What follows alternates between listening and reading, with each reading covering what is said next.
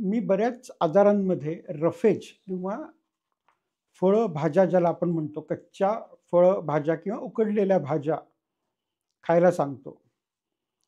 तर मग एक प्रयोग म्हणून असा विचार केला मी, की एखाद्या आजारात जर मी हे सगळ्यांना सांगत असेल आणि त्याचा एवढा फायदा होत असेल, तर असं शक्य आहे का, की फक्त फळं आणि भाज्याच खाऊन राहायचं?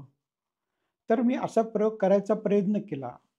परंतु रिझल्ट त्याचा असा आहे, की फक्त फळं आणि भाज्या आपल्याला पुरत नाहीत. म्हणजे आपल्याला दिवसातनं 1 किंवा 2 वेळा तरी भात, भाजी, भाकरी, पोळी अशा प्रकारचं काहीतरी स्टेपल फूड ज्याला आपण म्हणतो, ते लागतंच. त्याच्यामुळे जर तुम्हाला असं वाटत असेल, की फक्त फळं आणि भाज्या खाऊन चालेल, 1 दिवस चालेल, 2 दिवस चालेल, फार तर आठवडाभर जाऊ शकतो. त्याच्यापुढे जात नाही. कारण त्यातनं सफिशियंट कॅलरीज मिळत नाहीत आणि भूक खूप लागेल, त्रास होईल.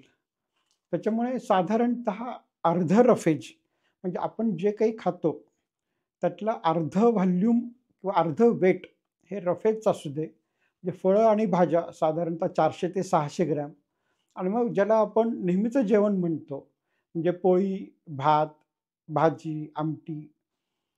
तर अशा प्रकारचं जेवण हे 400 ते 600 ग्रॅम. जर तुम्ही असं ठेवलं ह्याचा बॅलन्स, तर तुमची तब्येत अतिशय चांगली राहील.